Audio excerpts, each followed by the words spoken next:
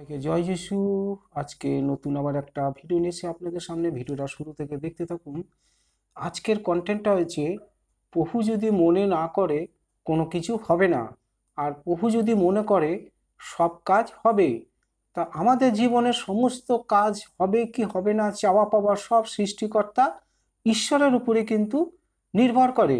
মানে যিনি পৃথিবী সৃষ্টি করেছেন, যিনি মানুষ সৃষ্টি করেছেন, আমাদেরকে জন্ম দিয়ে পৃথিবীর বুকে যিনি পাঠিয়েছেন, তার হাতেই কিন্তু আমাদের চাওয়া পাওয়া সব কিছু নির্ভর করে। উনি ছাড়া আমাদের কিন্তু উদ্ধার নেই।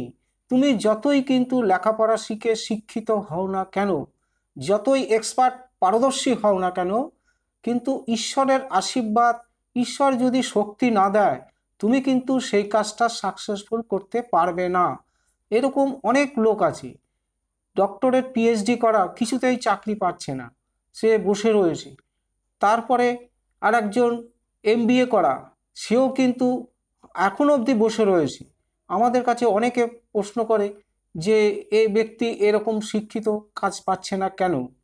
এই প্রশ্নের উত্তর একমাত্র স্বয়ং প্রভুই দিয়ে দেয়।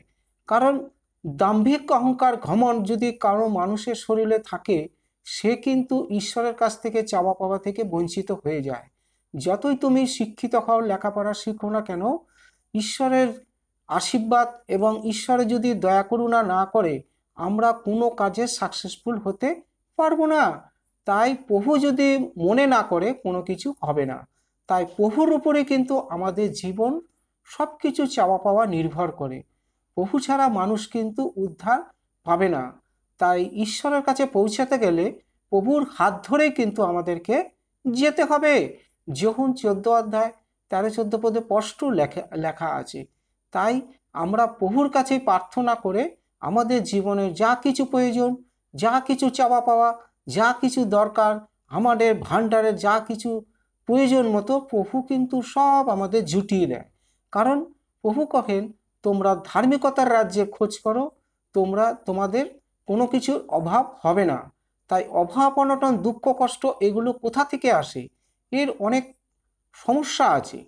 তাই প্রভুকে যে ভালোবাসবে, প্রভুর উপরে নির্ভরশীল হয়ে চলবে, প্রভুকে প্রভু বলে ডাকবে, প্রভুর মানে কি বাক্য বচন মেনে যে চলতে থাকবে, তার জীবনে অভাব অনটন দুঃখ কষ্ট আসে না, কখনো না, কোনো দিনই না। আর কোনো রোগ ব্যাধি তাকে কোনো দিন অ্যাটাক করতে পারবে না। কারণ প্রভুই কিন্তু স্বর্গে দূত পাঠিয়ে আমাদের সমস্ত রোগ ব্যাধির সুস্থতা করে দেবে।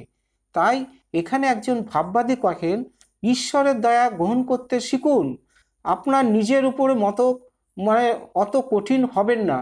বলছে দৈনিকভাবে যতটা ভালো করতে পারেন, মানে রোজ রোজ যতটা ভালো কাজ করতে পারেন ততটাই করুন, যতটা ভালো করতে মানে পারেন, কারণ আপনি ঈশ্বরকে ভালোবাসেন।